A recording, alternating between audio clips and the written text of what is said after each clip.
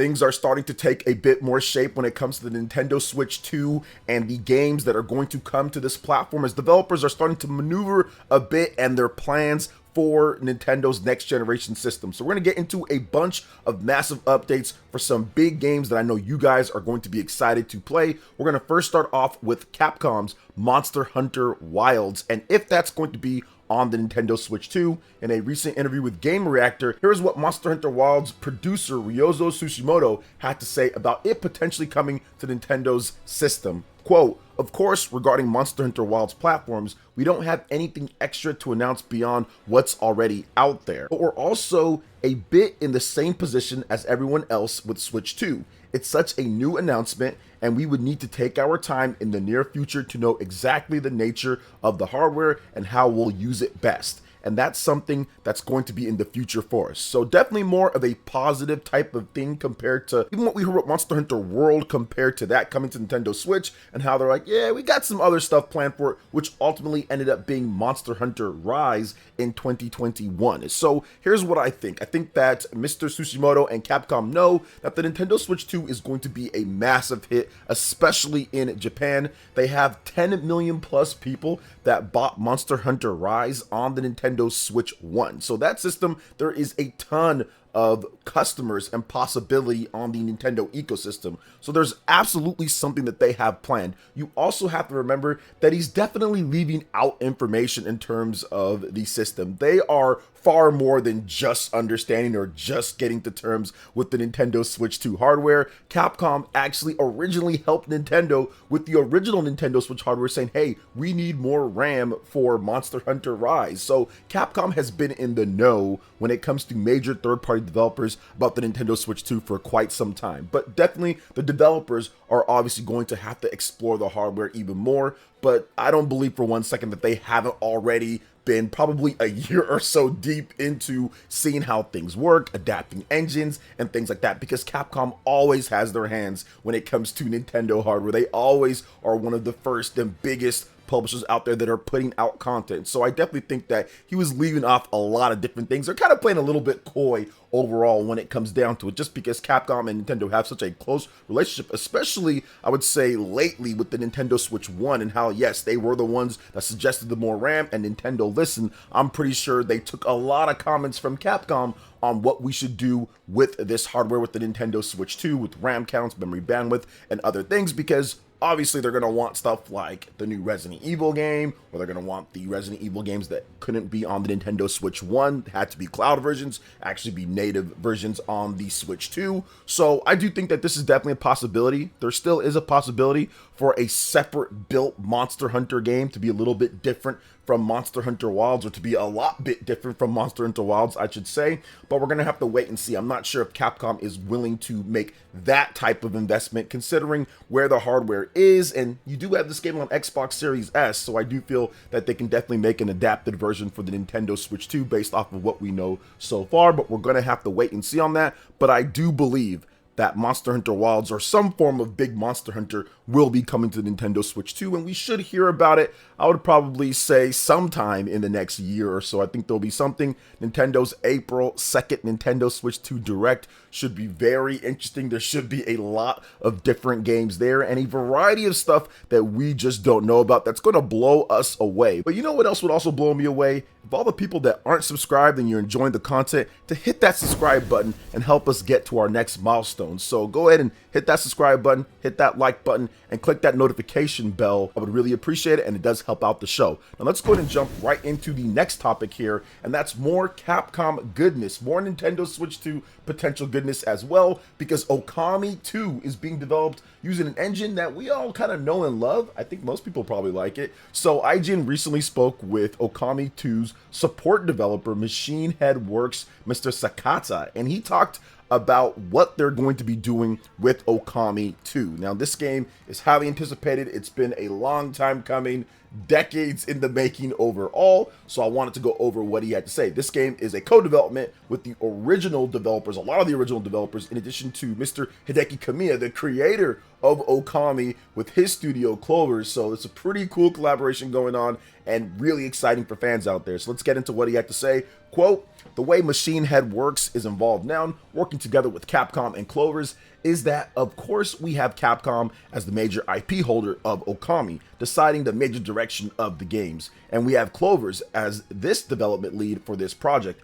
Machine Head Works comes in by having the experience of both working with Capcom previously on several titles, so we know what Capcom needs to create the game. That's something that Machine Head Works has the experience and knowledge of. We also have the experience of working with Kamiya-san before as well, so we have both experience of Capcom and Clovers, and we're acting sort of like a bridge between Clovers and Capcom. In addition to this, we also have the experience of working with the game engine that we are using for this project, RE Engine. So Clover's developers haven't had any experience with using this engine, but Machine Head Works have experience of using it. So we're aiding them. Also under us, Machine Head Works, we have people who have actually had experience of working with the original Okami game and also be aiding us with the development of this title. So this definitely seems like a match made in heaven, a pair that is absolutely needed overall if you're going to bring Okami to modern platforms, to new platforms, and bring it in all its HD glory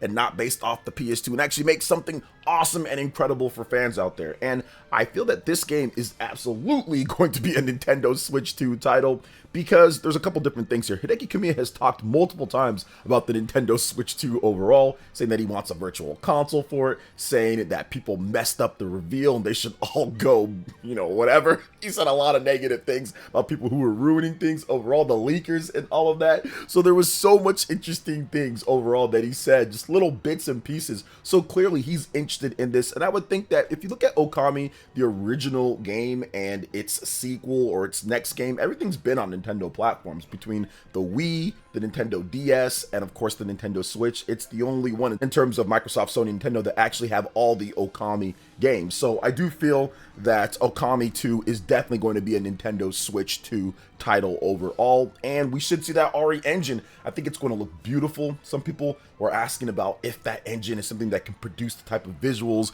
and look that Okami needs, and of course it can. It's the engine that they use for the tools and different stuff, but there's also going to be middleware and other things that they do in order to create the look that they want to have for Okami. So I'm very excited, considering that the RE engine is very adaptable, it's flexible, it can run Monster Hunter, it can do Resident Evil, it can even do some of the side-scrolling stuff that Capcom has done, it can do a variety of different things. So I do feel that using that in-house engine and having these people that have worked on the game beforehand, having Hideki Kamiya being excited about the Nintendo Switch 2 development, I think that the sky's only the limit for this type of game when you have this much talent that's going to look at the source material, but then also bring new ideas to the table, because that's what Hideki Kamiya has always done with his games. He's always been a little bit of an innovator overall, or a maverick when it comes to Japanese game development. So I expect that here with Okami 2, and I expect it to probably be a Nintendo Switch 2 title in addition to Xbox, PlayStation, PC. I'm looking forward to it, but I'm also looking forward to potentially seeing more big third-party games get port talks to the Nintendo Switch 2, and that's exactly what we have with one of the recent blow-ups when it comes to the online gaming space, and that is Marvel Rivals. They're already in at talks when it comes down to it to putting that game on the Nintendo Switch 2, which we did cover before. There was a leak or a rumor from someone saying that Marvel Rivals is coming to Nintendo Switch 2, and it looks like we have our somewhat confirmation here. So this was an interview with IGN. Marvel Rivals producer Mr. Wu talked about this at the DICE Summit in Las Vegas, and he said this about Marvel Rivals potentially coming to the Nintendo Switch 2. Quote, we're already in contact with Nintendo and working on some development kits, and whenever we find that we could provide great experiences for our game on Switch 2, we're open to that. The reason why we didn't launch it onto the Switch, it was the first generation of that device. They could not provide a great experience for our gameplay, so it could achieve that goal. We're open to that. So there you go. He essentially laid it out. Hey, look, the Nintendo Switch 1, not quite the best experience for what we're trying to do from a graphical perspective, frame rate, and what we're doing from online, or all aspects or some aspects, or whatever the case is. But the Nintendo Switch 2 absolutely, we're in talks, it's going to come over, or we're going to be working on it. And it would make sense. The Nintendo Switch 2 is set up to be a very popular platform, and they can make a lot of money off of this overall. Like, they can make a ton of money when it comes down to it, and there's going to be a lot of people that are going to want to play this game on the go. And I think that's one of the big things that a lot of game developers are realizing now, that when you have a platform that's on the go, that's more access to your game anywhere that you want. That's more money that they could be spending anywhere, instead of having to wait to get back home or trying to do stuff on mobile or whatever the case is. If you can throw it in their face right there and see the different skins or see whatever people are doing, they're going to want to actually put their game on that platform now that it's a lot stronger than what we got with the Nintendo Switch. Got to remember, Nintendo Switch 1 technology, 2015, they're really just using what they could at that time overall. Now we've had multiple generations of NVIDIA hardware that's been considerably better with DLSS and other things, so I fully expect the Nintendo Switch 2 to be able to take on a game like Marvel Rivals and have a lot of success while they're at it. I'm not the biggest Marvel Rivals fan overall in terms of what I like to play, but I see the value that it could bring when it comes to getting players to play this type of game and picking up the Nintendo Switch, having the platform just be more attractive overall. So it's definitely a welcomed addition if they're able to get that done, which it does seem like that is the case based off of what we got before and based off of what Mr. Wu had to say here as well. But let's go ahead and move on to something that a lot of you guys have also been talking about when it comes to Nintendo and the pricing of the Nintendo Switch 2. And I always found this interesting when people would bring up stuff that hasn't been confirmed yet, but actually talk about as if it is confirmed overall, with the potential tariff situation and the pricing effect on the Nintendo Switch 2 and some of the stuff that we've seen overall. So let's talk about that, because Nintendo actually discussed it a bit more. Mr. Furukawa talked about the pricing, and he recently had this to say. Furukawa says that, quote, "The Nintendo Switch is not only manufactured in China, but in places such as Vietnam and Cambodia as well.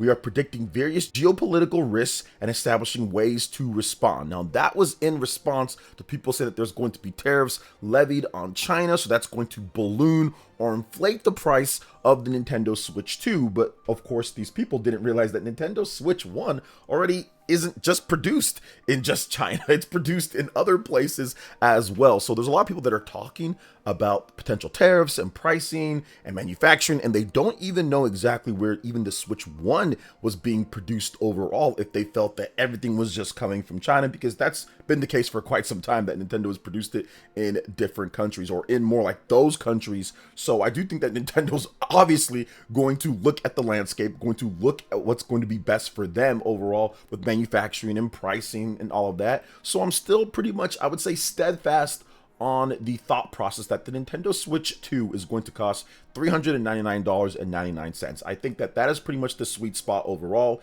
It gets you $50 over what your previous system was when it comes to the best model, and it gets you not into the territory of the $500 mark like you see with PlayStation 5, the disc drive one, or even higher, obviously, if it's PS5 Pro, or the Xbox Series X, which is also $500 as well. Yes, it is over what you see with the Xbox Series S, but you do get that added portability and power that's going to be, I would say, pretty good overall. So I do think that the $400 price point is a very good price point for this system, and it just makes it to where it works a little bit better. There wouldn't be as much sticker shock. Once again, it's only $50 more than what you did before with the Nintendo Switch OLED, and you're getting a much better system. So to me, that's probably the sweet spot that they have to really go for. Anything over $400, of course, I'm still going to pick it up because I'm looking forward to playing all of the great games, but I do think that it makes it a bit tougher to sell overall at $450 plus at this point, which I don't think it'd be over $450. I think $450 would be the absolute